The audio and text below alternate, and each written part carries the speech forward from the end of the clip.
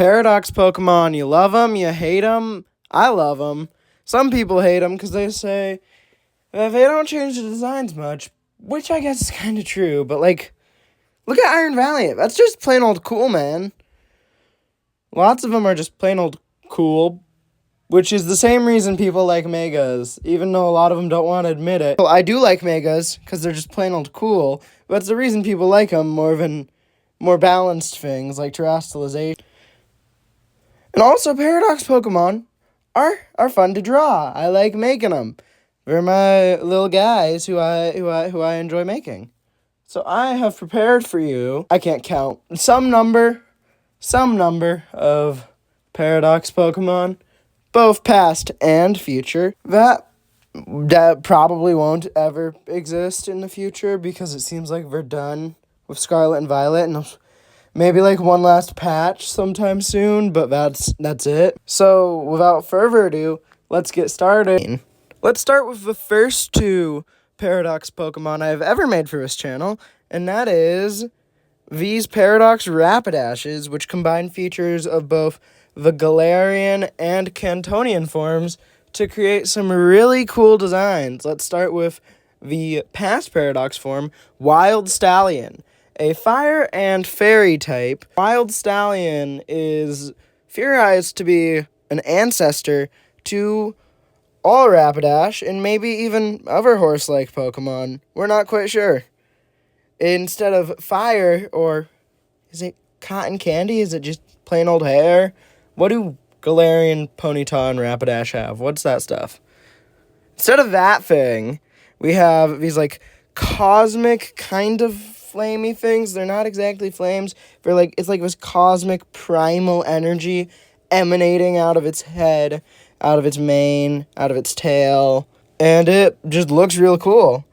Wild Stallion being, of course, its ancient, wild, untamable stallion like a horse, but also Bill and Ted's Excellent Adventure. And then for the future form, once again combining Cantonian and Galarian Rapidash, we have Iron Steed, or as a commenter suggested, Spatial Steed, which I prefer.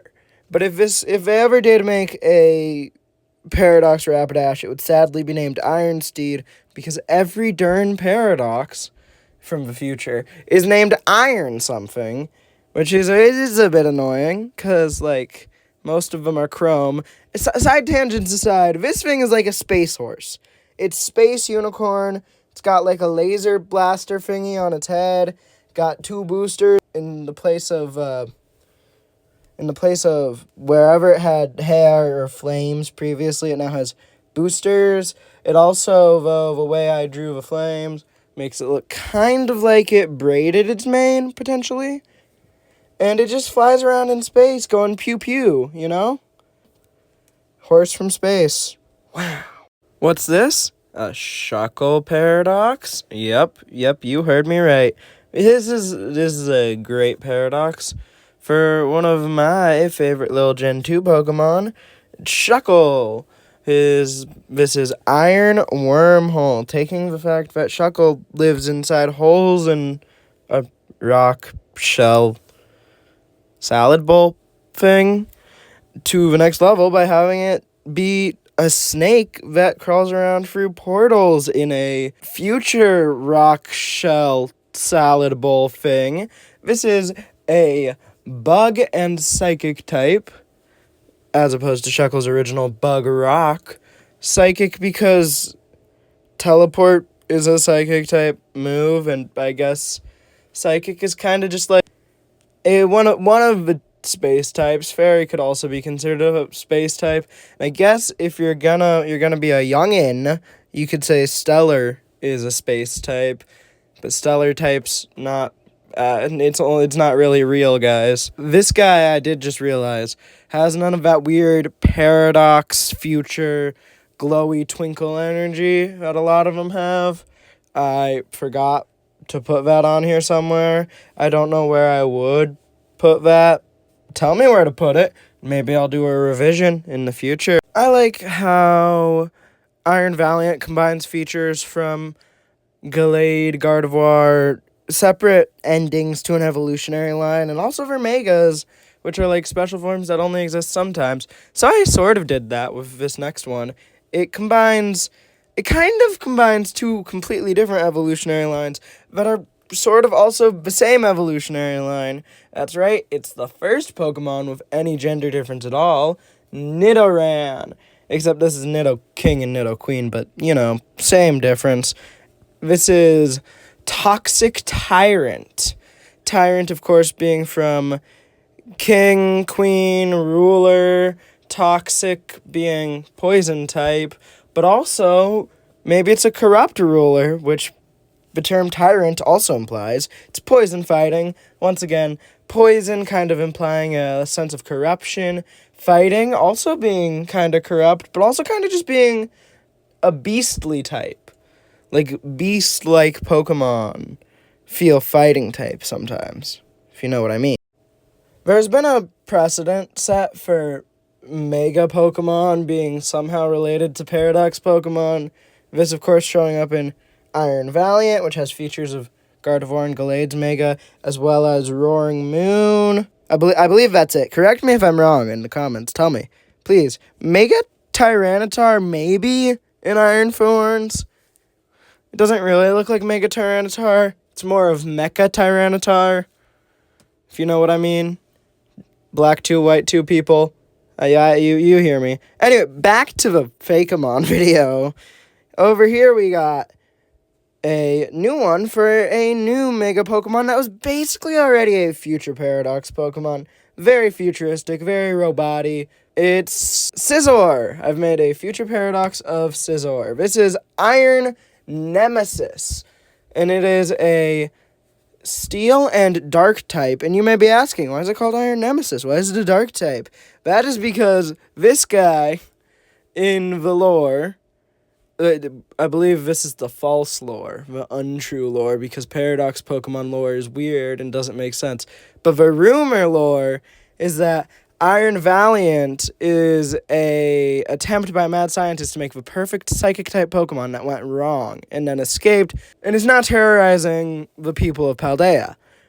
So this would have, in the wrong rumor lore, been created specifically as a nemesis to the Valiant Knight, and with the purpose of catching and defeating it and returning it to the professor that it got away from. But it's a dark type because although Iron Valiant is implied to be maybe more malicious than heroic, with the Pokedex saying something like, it will cruelly attack anyone who approaches it, keeping Fairy Fighting type two of the heroic types, this guy, although being maybe more heroic, or at least less bad, because it's specifically out there to stop the dude who's doing bad things, is visually much darker, looks less good, looks more evil,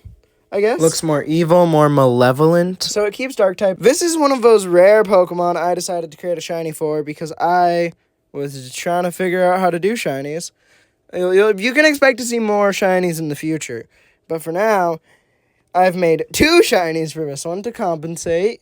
We have a shiny that more closely resembles what we probably would get if this was real, turning most of the colorful bits like a lighter, maybe chrome color, because that's what every Paradox Pokemon does. But we also have a shiny form that gets its colors from actual Shiny Scizor, and a little bit of Cypher, because Shiny Scizor is kind of Cypher's color. And I think they both look pretty nice.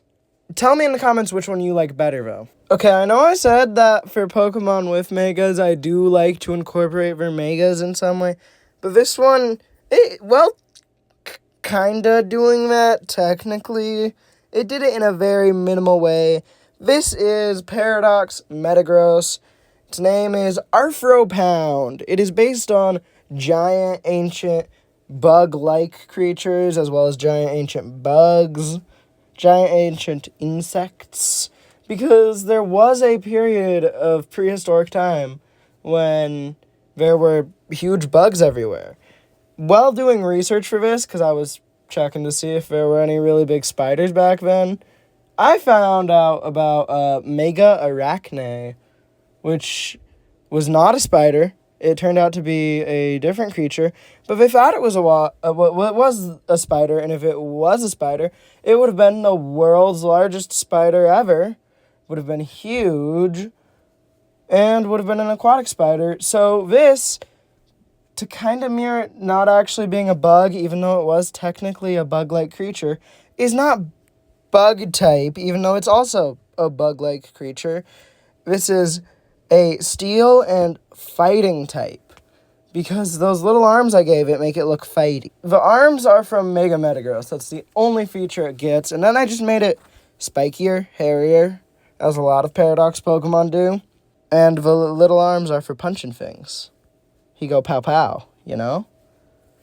I like the idea of it being really tiny because it's kind of like a little spider dude. But I also like the idea of it being really big because it's based on giant ancient bugs. Tell me which one you prefer. I think they're both really great ideas, and I think I'd love either of them. And that is all I have for you today. I had two Mega Charizard, not Mega, there. I had two Paradox Charizards prepared for you, but stuff happened, and I did not have time to record and edit segments for them, so you may see them in a future video, and probably, hopefully, with other starters, because Charizard has too many forms. That was the whole joke. You'll hear that joke in the future video, probably. Anyway, that is all. I hope you guys are have a good one. Have a good time. Bye.